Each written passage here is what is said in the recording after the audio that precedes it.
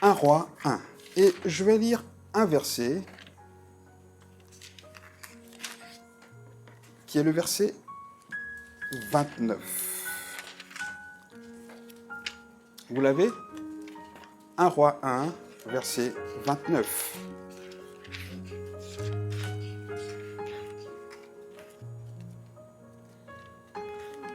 Voilà. C'est le roi David qui parle.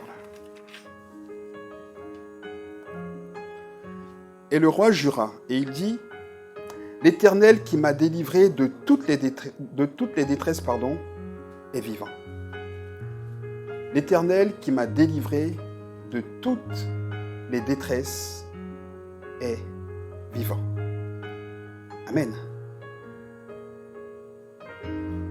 On va lire que ce verset-là pour commencer. Maintenant, venez avec moi 2 minutes. Vous savez tous que David, le roi David, est l'homme selon le cœur de Dieu. Ça veut dire que David est un des modèles qu'on doit suivre dans la Bible. Parce que Dieu lui-même, quand il a envoyé le prophète Samuel pour oindre David, a dit « Je rejette le roi Saül parce que j'ai trouvé un homme selon mon cœur, un homme qui plaît à mon cœur. » Amen. Ce témoignage-là, il me touche toujours. Parce que je me demande si Dieu dit ça de moi. Et j'aimerais tellement que Dieu dise ça de moi. Et j'espère que chacun de nous ici, on a le désir que Dieu dise de chacun de nous, c'est un homme, une femme, selon mon cœur. Amen. Et cet épisode-là est à la fin du règne de David. David doit passer le trône à son fils. Et vous connaissez peut-être l'histoire ou pas, mais je vais vous en faire un très très court résumé. Ça va, j'espère vous donner envie d'aller la lire. Un des rois, des fils de David, voulait prendre de force le trône. Ce fils-là, il s'appelle Adoniya. Et c'est lui qui était normalement, dans l'ordre successif, celui qui devait prendre la place de son père. Sauf que David, inspiré par Dieu, avait déjà désigné Salomon comme étant son successeur. Ok? Et donc Adoniya, qui veut prendre le trône par force, il veut faire un coup d'État en fait, il réunit quelques dissidents, quelques rebelles à David pour aller se proclamer roi. Mais quelques personnes sont restées fidèles à David, dont le prophète Nathan. Pour rappel, Nathan est le prophète qui a dit à David que Dieu allait le punir quand il a fait tuer Uri. D'accord? Donc Nathan était très proche de David. Et Nathan est un prophète pour lequel David avait énormément de respect. Et Dieu avait dit à Nathan que Salomon allait succéder à David aussi. Et donc quand Adoniya commence à se rebeller, Nathan va voir Bathsheba, la mère de Salomon, pour lui dire, mais tu ne vois pas qu'Adoniya est en train de prendre le trône, il faut qu'on fasse quelque chose. Va voir ton mari et rappelle-lui que c'est ton fils qui doit prendre le pouvoir et je viendrai pour appuyer ce que tu lui dis. Et donc, Bathsheba demande une audience, elle va voir son mari, elle lui dit, mais David, c'est Salomon qui doit prendre ta succession. Tu ne vois pas qu'Adoniya est en train de prendre le pouvoir? Et c'est dans ce contexte, que Nathan, qui vient aussi, après que Bathsheba ait quitté le roi, Nathan vient pour dire, ah oui, il faut que ce soit Salomon, c'est Salomon que Dieu a désigné, qu'est-ce que tu fais? Et donc, David rappelle sa femme Bathsheba, et c'est là qu'il dit cette phrase, l'Éternel qui m'a délivré de toutes les détresses est vivant. Et il dit donc ensuite que Salomon est celui qui va prendre sa place. Et c'est ce qui se passe. Amen. Alors, ce qui m'intéresse, je vous ai fait tout ce résumé-là pour que vous soyez un peu dans le contexte. C'est important. Mais ce qui m'intéresse ici, c'est le serment que David prête. Cette phrase, l'Éternel est vivant, était une manière de prêter serment qui existait déjà dans la culture juive. Ça veut dire que généralement, quand on voulait dire que ça va vraiment se faire ou qu'on va le faire, on jurait, en guillemets, on jurait sur l'Éternel en disant l'Éternel est vivant. Ça veut dire, on attestait de cette manière-là qu'on allait tenir notre engagement, notre parole. Ok? Donc c'était courant dans la culture juive d'entendre quelqu'un dire l'Éternel est vivant. Mais ce qui m'a touché ici, en relisant ce texte, c'est que David rajoute un petit quelque chose. David ne se contente pas de dire l'Éternel est vivant, il dit l'Éternel qui m'a délivré de toutes les détresses est vivant.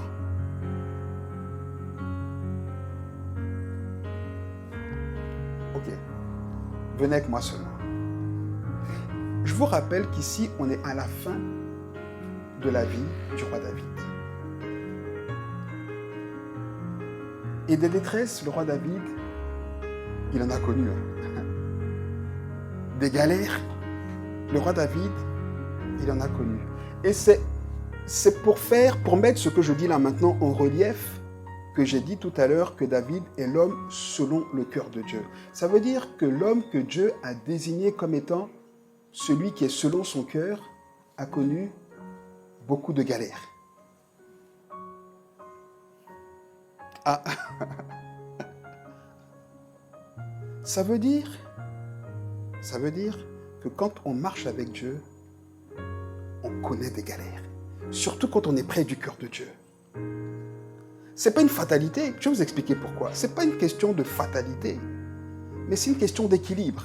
C'est un équilibre que malheureusement, on a perdu dans l'Église. On a tellement insisté ces 20, 30 dernières années dans l'Église sur l'amour de Dieu. Mais bien sûr que Dieu nous aime, je ne dis pas le contraire.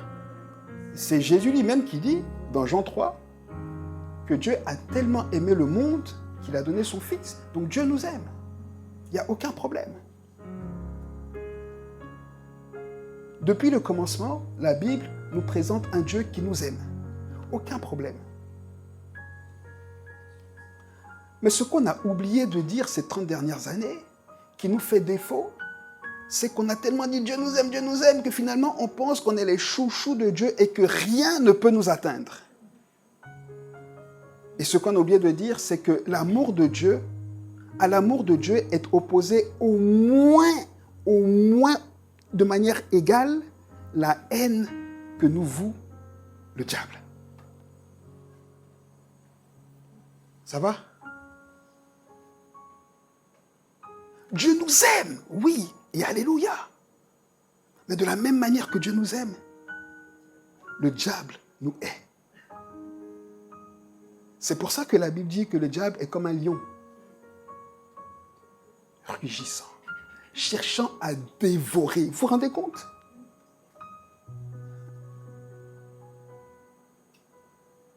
Et ce manque d'équilibre a fait que pendant ces 30 dernières années, on a construit des chrétiens qui, dès qu'ils ont une petite galère, remettent tout en question. C'est des chrétiens qui croient qu'on est déjà dans le royaume de Dieu.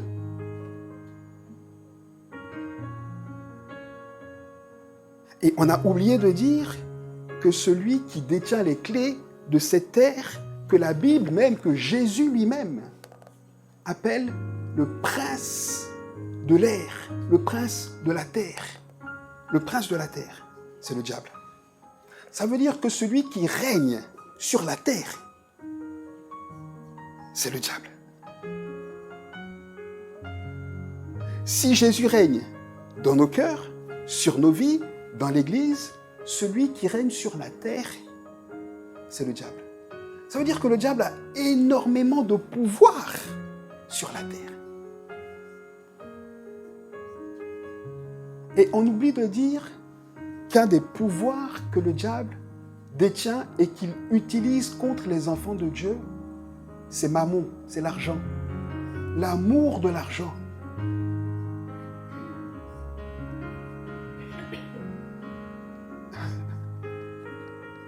Mais c'est parce qu'on ne dit pas ça que quand on a des problèmes d'argent, on commence à remettre en question notre foi. Bien sûr que la Bible déclare que notre Dieu détient l'or et l'argent. C'est vrai, évidemment. Mais notre Dieu nous donne ce dont on a besoin. Ce dont on a besoin. Mais nous, on a toujours besoin d'un peu plus pour mettre notre sécurité non plus en Dieu, mais dans l'argent. Vous êtes avec moi ou pas? Donc le roi David, il a connu beaucoup de détresse, beaucoup de galères. Et je connais quelqu'un d'autre qui a connu beaucoup de galères. Il s'appelle Jésus. Regardez la vie de Jésus. Elle était pleine de galères. Je connais encore quelqu'un d'autre qui a vécu beaucoup de galères. Il s'appelle l'apôtre Paul. Lui, il dit là-bas, dans 1 Corinthiens 10, il dit que toutes les galères qu'on connaît, c'est normal, tous les hommes les connaissent. Et je ne comprends pas qu'aujourd'hui, on soit une église qui dit « Je veux plus de toi à Dieu, je veux plus de toi, je veux plus de toi ». Mais plus de Dieu, ça veut dire quoi?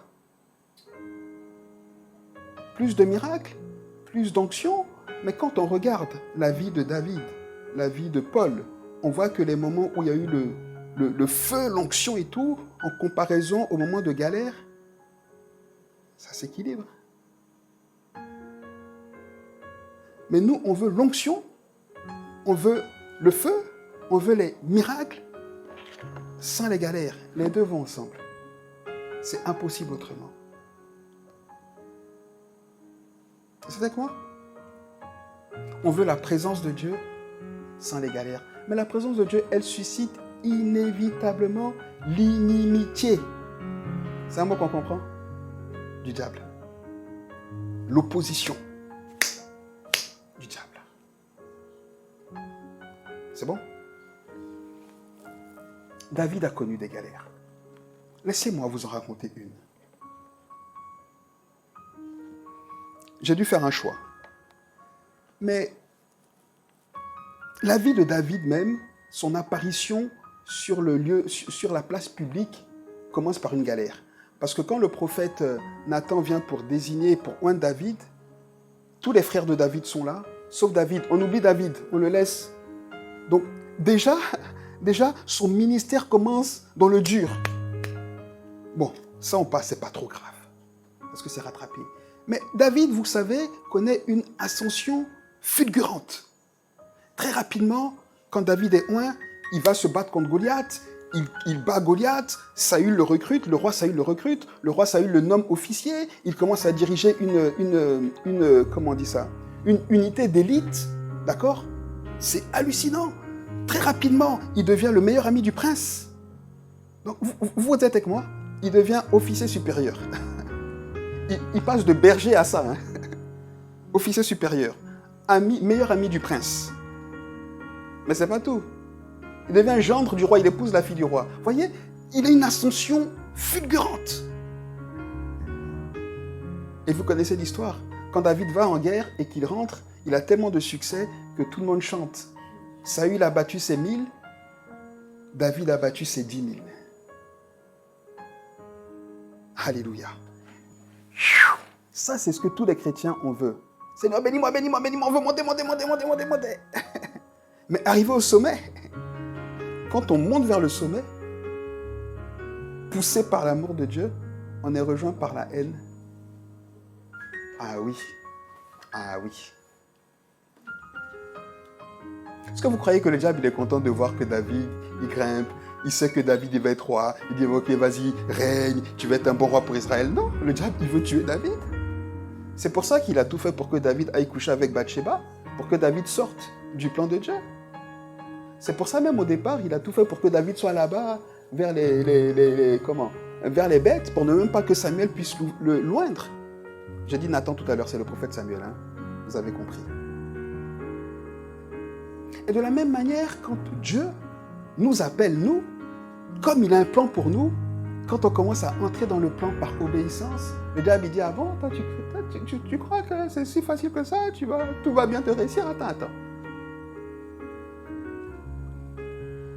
Et les galères commencent. Mais la bonne nouvelle, c'est que David dit, j'ai connu des galères, oui. Mais de toutes ces galères-là, l'Éternel m'a secouru. Amen. Il dit, l'Éternel m'a délivré de toutes les détresses. Vous entendez? Ça veut dire qu'il n'y a pas une galère, une détresse que David a connue et dans laquelle Dieu l'a laissé. C'est pas une belle nouvelle, ça? Il dit, il m'a délivré de toutes mes détresses. Franchement, quand j'ai relu ça, là, il n'y a pas trop longtemps, là, j'ai eu une joie dans mon cœur, vous n'avez pas idée. Mais il y a un secret, hein, laissez-moi continuer. Je raconte donc cette petite galère de David. Ascension fulgurante. Il bat Goliath, etc. Je l'ai déjà dit. Il atteint ce niveau-là très rapidement. Et puis voilà que le roi Saül, qui a fait monter David lui-même, hein, il commence à avoir de la haine. Il dit il va tuer David. Il essaie de tuer David. Au point que David est obligé de fuir. David se retrouve fugitif. David est obligé de fuir tellement vite qu'il n'a pas le temps de prendre quoi que ce soit. Donc il arrive chez un prêtre, il a faim, il demande à manger au prêtre, le prêtre lui donne à manger, je passe un peu vite les détails parce que ce n'est pas ça qui m'intéresse, il lui donne une arme, et puis très rapidement, il essaie d'aller se réfugier dans une ville de Philistins. En n'oubliant pas que les Philistins étaient ceux contre qui David se battait, et Goliath était Philistin. Donc ceux que David allait combattre, c'était des Philistins. Et il arrive dans la ville de ce prince philistin, et les hommes de ce prince, ils voient David. Et ils vont dire au prince, ils disent, « Hey, tu sais qui est chez nous? C'est David. » Le prince dit, « Ah bon? David? Mais emmenez-le-moi, on va le tuer. David est là, on va le zigouiller. » Mais forcément, il a fait tellement de mal aux Philistins. C'est un danger pour les Philistins. Et quand David entend que le prince le cherche et veut le faire arrêter, il a tellement peur. Il a tellement peur que la Bible dit que David fait comme s'il est fou. Cette histoire-là, à chaque fois que j'essaie de me l'imaginer, je dis waouh, ça doit être dur. Hein? La Bible dit que David a simulé la folie. Il se laissait baver sur sa barbe. Donc il va. Oh, c'est dur, hein? La honte. Le roi David. Il se laissait couler de la bave, il faisait le fou. La Bible dit qu'il grattait les... Vous voyez, il faisait le fou, quoi, le zinzin. Au point où le prince philistin, quand il a vu ça, il a dit « Oh, mais il est fou, ce gars-là. Qu'est-ce que vous voulez que j'en fasse? Allez, laissez-le partir. J'ai assez de fous chez moi ici. » Et David est parti. Ok? Ça, c'est une des galères que le roi David a connues. En fait, la vie du roi David est jonchée de galères. Si vous lisez sa Bible, même quand il était roi, il n'y a que des galères. Ses enfants se sont rebellés, ses fils voulaient le tuer, ses fils couchaient avec ses... Enfin, il a eu une vie de galère. Mais quand on parle de David, on ne parle pas de ça. Hein? Il dit l'homme selon le cœur de Dieu. Oh, David, je veux ressembler à David. Mais on veut ressembler à David avec ses galères ou sans ses galères? Parce que David, c'est l'homme selon le cœur de Dieu avec les galères. C'est ça. Vous êtes avec moi? Même Jésus à qui on veut ressembler, c'est Jésus, le Fils de Dieu, Dieu incarné en homme, le Dieu unique, qui s'est fait homme, mais qui a marché sur terre avec ses galères. C'est bon? L'apôtre Paul, que beaucoup de chrétiens aiment, la Bible dit qu'il avait, enfin la Bible, en tout cas, on croit qu'il avait un physique ingrat. Mais l'apôtre Paul, qui a enseigné la majorité des gens de l'église primitive, là, il y en a plein qui disaient, mais toi tu te prends pour qui, Paul? Moi, Paul, je ne le connais pas. Moi, je suis d'Apollos, moi, je suis de Barnabas. Paul, il n'était pas apprécié dans l'église. Hein? Vous savez ça? Même chez les Corinthiens, il les a enseignés pendant 3 ans. Ils n'en voulaient pas. Ils disaient, oh, mais Paul, c'est un faible. C'est ça qu'on veut. On veut ressembler auquel des apôtres Paul. Celui qui écrit la moitié les 3/4 du Nouveau Testament ou celui qui a connu ses galères?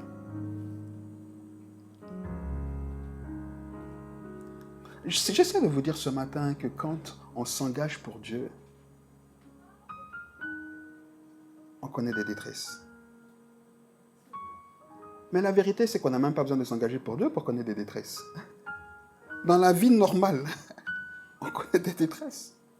La différence, c'est que quand on est engagé avec Dieu, l'Éternel nous délivre de toutes les détresses. C'est ça la différence. C'est ça la différence. Regardez un peu avec moi et on va finir avec ce texte-là, dans le psaume 34. Ça va, vous êtes avec moi jusqu'ici? Vous êtes toujours là. Psaume 34. Ce psaume-là, David l'a écrit après qu'il ait fait le fou chez Abimelech. D'accord? C'est l'histoire que je viens de raconter. Donc après cet épisode, voilà ce que David écrit. Je bénirai l'Éternel en tout temps, sa louange sera toujours dans ma bouche. Que mon âme se glorifie en l'Éternel. Bon, je pense que nous tous ici, quand on a eu un moment de galère et qu'on en sort, ça on dit, hein. Seigneur, que ton nom soit béni, alléluia, alléluia. Ça, il n'y a pas de problème. Quand on est sorti de la galère.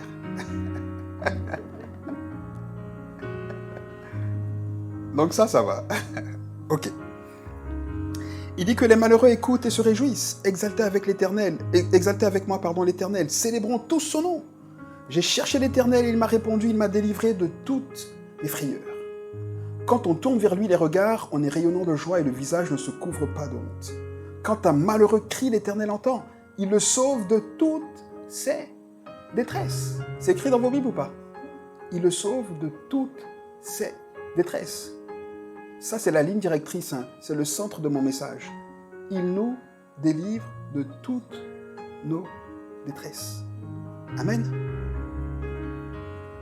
L'ange de l'Éternel campe autour de ceux qui le craignent et il les arrache au danger. Sentez et voyez combien l'Éternel est bon, heureux l'homme qui cherche en lui son refuge. Craignez l'Éternel, vous ses saints, car rien ne manque à ceux qui le craignent. Les lionceaux éprouvent la disette et la faim, mais ceux qui cherchent l'Éternel ne sont privés d'aucun bien. Venez mes fils, écoutez-moi, je vous enseignerai la crainte de l'Éternel. Quel est l'homme qui aime la vie, qui désire la prolonger pour jouir du bonheur?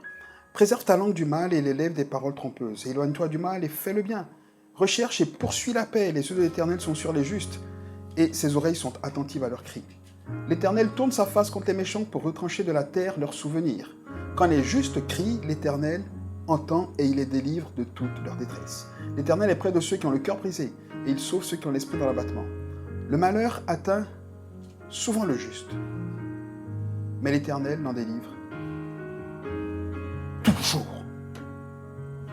Toujours. Toujours.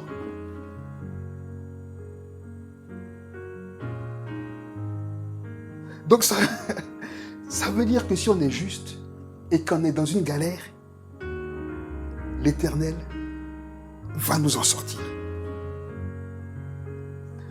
Il va nous en sortir. Vous êtes avec moi? Le malheur atteint souvent. Là aussi, il faut souligner les mots. Hein. Chaque mot est important ici. La Bible ne dit pas le malheur atteint de temps en temps. Non. Souvent.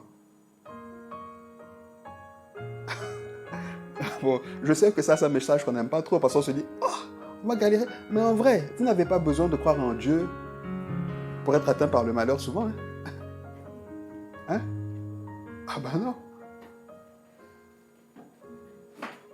En fait, ce que David dit ici, David dit qu'on n'est pas exempt de galère. C'est pas parce qu'on devient chrétien, c'est pas parce qu'on croit en Dieu qu'on n'a plus de galère. On a les mêmes galères, sinon plus, on est souvent atteint par la galère, par la détresse.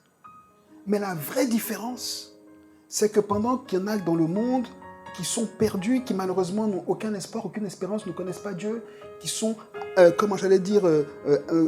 environnés par la galère, ils font le choix de se suicider, le choix de se foutre en l'air, ils font des choix qui sont les choix de l'ennemi. À la différence, nous, quand on est dans la galère, on a une assurance. L'Éternel va nous en sortir. Donc on est serein.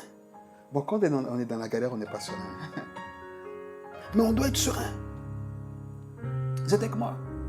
J'aimerais vous donner rapidement quelques clés que David nous donne qui nous donne justement de permettre à l'Éternel de nous sortir de la galère. Mais avant de vous donner ces clés, laissez-moi juste vous rappeler quelque chose. Dans le psaume 23, le psaume le plus connu, « L'Éternel est mon berger, je ne manquerai de rien. » En fait, moi, même quand je lis ce psaume-là, on le récite, mais est-ce qu'on est conscient? En fait, si je vous dis, j'ai ma tablette, je vais me connecter sur Internet, personne ne va se demander, mais qu'est-ce qu'il dit, mais pourquoi est-ce qu'il va se connecter? Mais c'est tellement normal. J'ai une tablette, il y a Internet, je vais me connecter. Vous êtes avec moi ou pas? De la même manière, David dit, si l'Éternel est mon berger, ou puisque l'Éternel est mon berger, je ne manquerai de rien. Je ne manquerai de rien. Mais nous, on récite ça. C'est comme si on a la tablette, je vais me connecter, puis on dit, oh, j'ai parlé trop vite. Hein. Est-ce que je me connecte? S'il y a Internet même, on commence à se poser des questions. C'est avec moi ou pas? Nous, on dit, l'Éternel est mon berger, je ne manquerai de rien. Et dès qu'on a l'impression que ça va être un peu compliqué, ou qu'on traverse une petite zone d'ombre, là, on commence à dire, oh, est-ce que l'Éternel est-ce qu'il est vraiment bon berger? Est-ce que vraiment je manquerai? Je vais galérer. On commence à tout remettre en question. Vous êtes avec moi ou pas? Mais ce qui m'intéresse dans ce psaume 23, là, c'est quand David dit, quand je traverse la vallée de l'ombre de la mort, je ne crains aucun mal, car ton bâton et ta houlette sont ma sécurité. Alors, tout le monde n'est pas d'accord. Il y en a qui pensent que David a écrit le psaume 23 à la fin de sa vie. C'est possible. Après avoir expérimenté toutes ses détresses et expérimenté la grâce de Dieu dans toutes ses détresses. Mais peut-être qu'il a aussi écrit, en tout cas à la moitié de sa vie. Peu importe. Ce qui m'intéresse ici, c'est que David, le même David qui a dit que le malheur atteint souvent le juste, mais que l'Éternel en délivre toujours, le même David, il dit, quand je suis dans le malheur, quand je vis la détresse, quand je vis la galère, j'ai pas de crainte. J'ai pas de crainte. Vous êtes avec moi? Parce que David, il sait que même s'il est dans le pire des trous, l'Éternel va l'en délivrer. Mais comment David aurait pu imaginer faire le fou devant Abimelech et croire qu'Abimelech aurait cru qu'il est vraiment fou? Abimelech ne s'est pas dit, mais est-ce qu'il est vraiment fou? Mais d'où il vient? Attendez, prenez-le, essayez de voir d'abord d'où est-ce qu'il vient. Enfin, un roi qui a un peu peur, qui est un peu sensé, il ferait ça, oui ou non? Oui ou non? Mais Abimelech n'a pas fait ça. Non. Pourquoi? Parce que Dieu a brouillé son esprit. Pourquoi? Parce que David a crié à lui. Donc David, il sait. David sait que quand même on a l'impression qu'on est au cœur de la vague, que la vague va nous bouffer. Même là, la main de l'Éternel va nous chercher. Il sait comment est-ce que le peuple est sorti d'Égypte. Il savait que le peuple était là devant la mer Rouge et que Pharaon arrivait et qu'il n'avait aucune solution et que Dieu a dit à Moïse, calme-toi, lève le bâton. Et la mer s'est ouverte. Alléluia. En fait, voilà ce qui faisait l'espérance de David. Il savait que quand il est au cœur de la détresse, et ça change ma perspective de l'épreuve. Ça veut dire que ça me donne de voir l'épreuve d'une manière totalement différente. Et je comprends quand l'apôtre Jacques me dit « Réjouissez-vous de toutes les épreuves par lesquelles vous passez. » Quand j'ai lu ça, je dis « Mais il est fou, Jacques. Comment tu peux être dans la galère et tu te réjouis? Comment? Comment tu peux être atteint par un problème de santé et te réjouir, alléluia, j'ai des problèmes de santé. Mais il est fou. Tu as envie de dire, mais Jacques, toi, tu ne connais pas la galère. Mais Jacques connaît la galère. Il a failli mourir plus d'une fois. Mais Jacques, comme David, comme Paul, comme toutes ces personnes-là, savent que quand il y a une vraie galère, l'Éternel va nous en sortir. Et quelle que soit la dimension de la galère, il faut lui sourire. Coucou galère, t'es là? Ok. Vous êtes avec moi ou pas? Ça semble complètement insensé, mais la foi, c'est ça. foi, c'est ça. Ça va? Laissez-moi donc vous donner quelques clés que David nous enseigne ici. J'espère que ça va vous donner de lire le psaume 23 différemment. Quand je traverse la vallée de l'ombre de la mort, je ne crains aucun mal. Seigneur, je ne sais pas comment je vais faire pour traverser ce défi-là. Tu vois que ma santé est diminuée. Tu vois que je ne gère rien dans ma vie. Tu vois qu'il y a des problèmes partout. Je suis assailli par les problèmes. Mais je veux traverser cette zone d'ombre avec la paix. Car tu es avec moi. Sauf si on a laissé Dieu quelque part. Il y a deux solutions. Soit on l'a laissé quelque part. Enfin, on l'a laissé quelque part. Il ne nous a pas suivis. On est d'accord? Ou bien nous-mêmes volontairement. Parce qu'il y en a qui laissent Dieu. Il y en a qui disent, Seigneur, c'est bon, ici, il attaque, laisse-moi gérer. Ça, c'est la porte ouverte à la catastrophe. Ou alors, il y a ceux qui, malheureusement, sont chrétiens, mais n'ont pas compris qu'il y a quand même quelques clés pour que Dieu se tienne avec nous dans la galère. Vous savez, Dieu est un papa qui est un bon papa. Ok? Si un de mes enfants décide de braquer une banque, aussi papa que je suis, je ne vais pas dire je vais t'accompagner parce que tu as décidé de le faire, au moins je serai là pour te protéger. Non, mais vous êtes avec moi ou pas?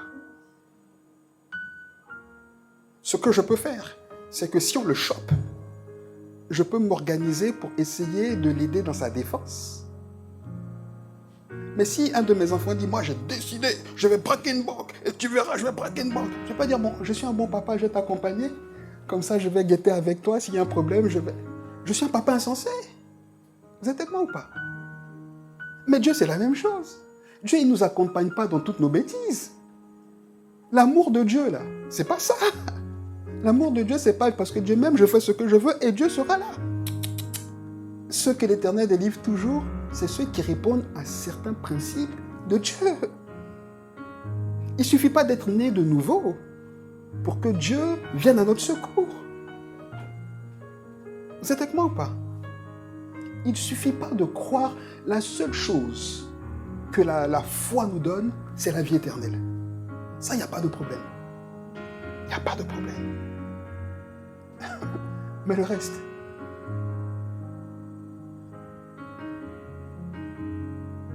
si tu es croyant, que tu assassines quelqu'un, peu importe la raison, tu vas aller en prison. Tu vas pas prier, Seigneur, je l'ai tué, mais viens me sauver. Mais tu veux de quoi? Tu es un assassin. D'ailleurs, David, quand il a fait assassiner Uri, que Nathan est venu, est-ce que Dieu a dit, oh mon petit David, je t'aime, mais tu sais, t'es l'homme selon mon cœur. T'as tué Uri, c'est pas grave, on va cacher ça. Non, non, non. Non, non. Dieu dit, ton fils, il va mourir. Le fils que tu as eu là, avec Bathsheba là, il va mourir. Et il dit encore, tu as la chance que ma parole, je ne la remets pas en question. Sinon, toi, j'allais te sortir du trône. Mais David avait une clé qui a renversé le cœur de Dieu. On peut en parler 2 minutes là? Vous êtes avec moi? Évidemment, il y avait l'adoration. David était un adorateur. Quand on lit les psaumes, on voit comment est-ce qu'il était capable de toucher le cœur de Dieu avec sa manière de parler à Dieu. Ok. Mais il y a autre chose qu'il dit lui-même ici dans le psaume 34. Au verset 8, il dit « L'ange de l'Éternel campe autour de ceux qui craignent l'Éternel et il les arrache au danger. » Ça veut dire que la première condition pour être toujours secouru dans la détresse par l'Éternel, c'est de le craindre. Craindre l'Éternel. Ok? Et plus loin, David, justement, il dit, verset 12, il dit, « Venez mes fils, écoutez-moi, je vous enseignerai ce qu'est la crainte de l'Éternel. » Je vais vous expliquer ce que c'est que craindre l'Éternel. Verset 14, première chose, il dit, craindre l'Éternel, c'est faire attention à ce que ta bouche dit. Préserve ta langue du mal et tes lèvres des paroles trompeuses.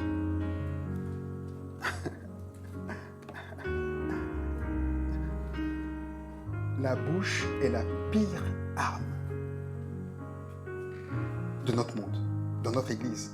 La bouche. C'est des petits feux. T'as vu le pasteur? Oh oui, oui, oui, oui, oui.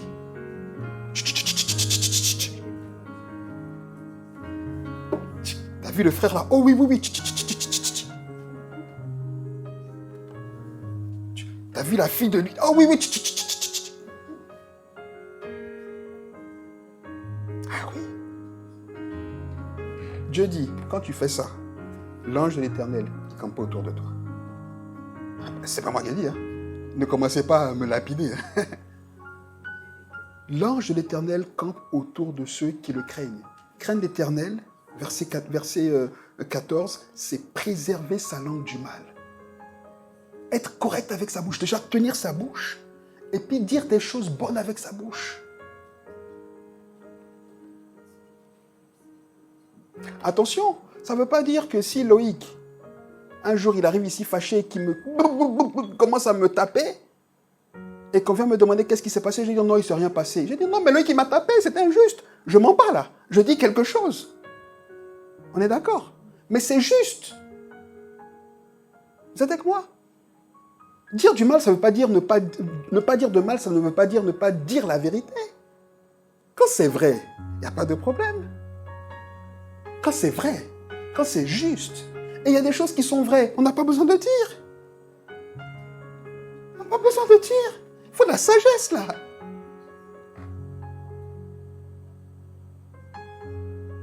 Attention à la bouche. Dieu dit que quand on fait ça, l'ange de l'Éternel, il campe autour de nous. Donc là, la galère, on s'enfonce. Ok. La deuxième chose, il dit c'est celui qui recherche et poursuit la paix. Ça veut dire la même chose. Vouloir être en paix, ne pas chercher les histoires. J'ai l'impression qu'il y a des gens, tant qu'il n'y a pas d'histoire, ils ne vivent pas. Ouais. Il faut qu'il y ait des problèmes. Sinon, la vie est triste. Mais oui, mais c'est un démon. Je vous le dis, c'est un démon. C'est un démon qui fait ça. Parce que notre Jésus, il est la paix, il est la joie.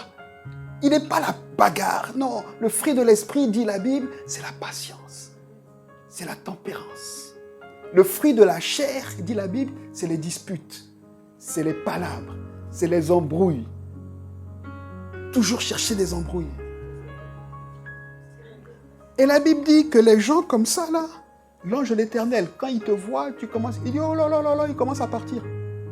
Il commence à partir. Il va vers Dieu. Dieu le Père dit, mais qu'est-ce que tu fais là? Il dit, non, non, non, non, ton fils là, il aime trop les histoires. Et toi, tu cries, Seigneur, regarde ma situation, regarde ma situation. Je dis, mais tu crées des problèmes autour de toi. Comment tu ne veux pas te retrouver dans des situations comme ça? Vous êtes avec moi ou pas?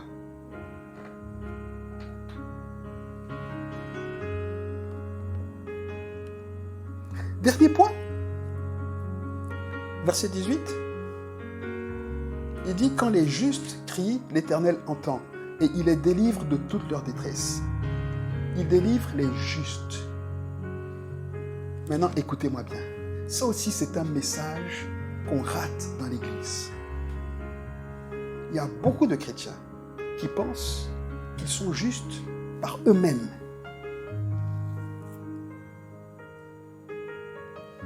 Parce qu'on est un peu honnête, parce qu'on a une éducation ou on a un tempérament qui fait de nous des gens, justement, qui ne cherchent pas des histoires. Vous savez qu'on n'a pas besoin d'être né de nouveau pour ne pas chercher à faire des histoires. Hein? Il y a beaucoup de gens qui ne connaissent pas Jésus. Ils ne font pas d'histoire. Il y a beaucoup de gens qui ne connaissent pas Jésus. Tu ne vas jamais entendre un vilain mot de leur bouche. Il y a beaucoup de gens qui ne connaissent pas Jésus. Ils ne vont jamais colporter, rapporter, ragoter. Jamais. Il y a beaucoup de gens comme ça qui sont plus justes que beaucoup de chrétiens. La différence, c'est que eux, malheureusement, ils ne connaissent pas Jésus et que nous, on connaît Jésus.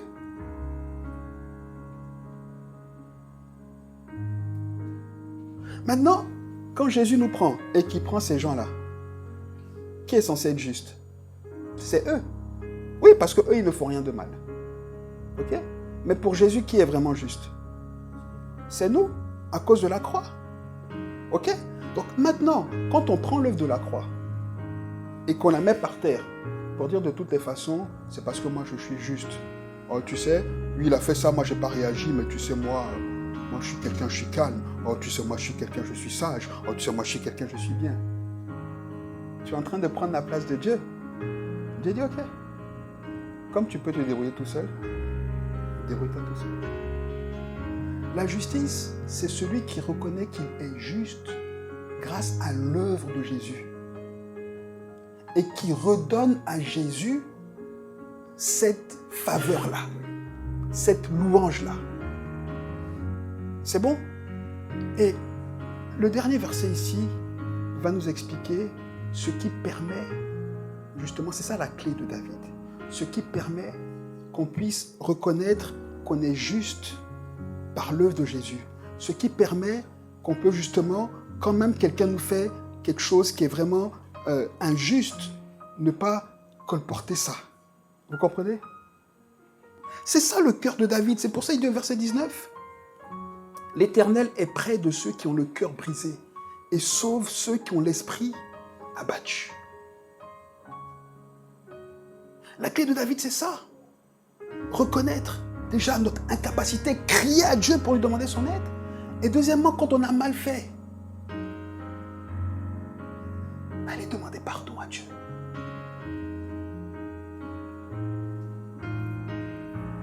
Je ne comprends pas.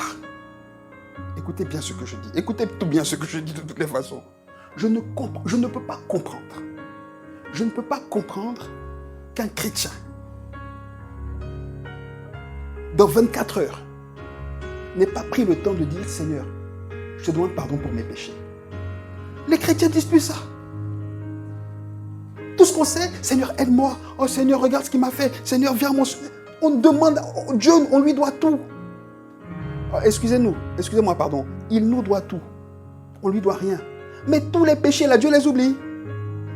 Parce qu'il est Dieu. Donc on peut cracher sur Dieu, on peut marcher sur Dieu et puis il nous pardonne, quoi. Je ne peux pas comprendre ça. La Bible dit que quand c'est comme ça, on ne peut pas être délivré de nos malheurs. Le cœur de David, c'est ça. Quand David a péché contre Bathsheba, on n'a pas le temps de le lire parce que ce sera trop long, mais je vous le donne, je pense que c'est un psaume que vous connaissez, mais allez le relire.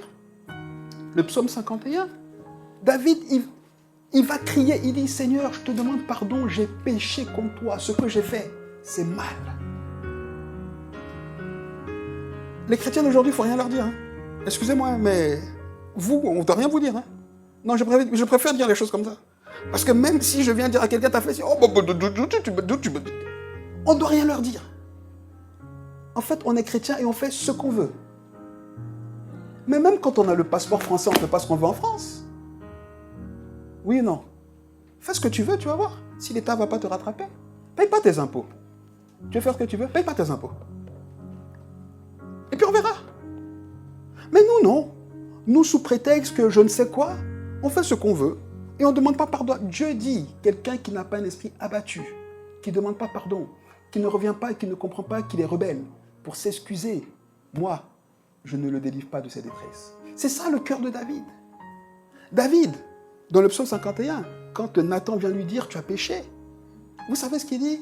Il dit à Dieu, il dit, Seigneur, je vais lire un peu. Non, mais je vais vous dire, si je lis, ça va être trop long. Il dit à Dieu, il dit, Seigneur, je reconnais que j'ai péché et que j'ai péché contre toi. D'accord? Il dit, oui, j'ai fait tuer Uri. J'ai convoité Bathsheba. J'ai couché avec elle. J'ai mal fait, Seigneur. Et ta sentence, ta justice, si elle s'abat sur moi, elle est juste. Mais je te demande pardon. Ok? Et la chose qui me touche le plus, c'est que David, qui était roi à l'époque, hein, il dit, Seigneur, si tu veux, prends la royauté. Ça veut dire, enlève-moi du royaume. Si tu veux, je ne serai plus roi. Et c'est juste que je ne sois plus roi à cause de ce que j'ai fait. Mais la seule chose que je te demande, ne me retire pas ta présence, ton esprit. Reste avec moi. Si toi, tu es avec moi, j'ai tout ce qu'il me faut. Mais comment est-ce qu'on veut être avec Dieu si on lui crache dessus? Si on ne reconnaît pas qu'on lui a craché dessus? Et on veut que Dieu nous délivre de nos détresses? Non, mes amis, je suis désolé. C'est pour ça, c'est parce qu'on a des attitudes comme ça, que quand on traverse la vallée de l'ombre de la mort, on ne peut pas connaître la paix. Parce qu'on sait qu'on n'est pas, on sait. Quand Dieu est avec nous, on le sait. Quand Dieu est avec nous. Parce que la Bible dit que le Saint-Esprit témoigne à notre esprit de la présence de Dieu. C'est pour ça que quand on traverse la vallée de l'ombre de la mort, on n'est pas en paix. Parce qu'on sait qu'on n'est pas en règle avec Dieu. Et maintenant, c'est dans la détresse là qu'on commence à crier à Dieu. Mais quand on est dans la détresse, avant que Dieu nous entende, il faut déjà rétablir la relation. Vous comprenez? Donc le temps... Je rigole, mais c'est pas drôle. Mais le temps de galère, il est multiplié. Parce qu'on est dans le trou. On commence à crier, Seigneur, Jésus. Le temps qu'il écoute. Le temps qu'il écoute. Il va dire, bon, ouais, tu m'appelles pourquoi toi? Mais je suis dans la détresse. Et alors? Viens m'aider. Mais pourquoi je t'aiderai? Je suis ton fils, je suis ta fille. Mais tu as fait quoi en tant que fils, en tant que fille? Le temps qu'on comprenne qu'on a un cœur abattu. On est dans la galère. On est dans la vallée de l'ombre de la mort. Tandis que quand on est en ordre avec Dieu, dès qu'on traverse la vallée de l'ombre de la mort, la paix, comme David la connaissait, elle est là. Parce que l'Éternel vient nous prendre. Il marche avec nous. C'est avec moi ou pas? C'est ça la clé de David.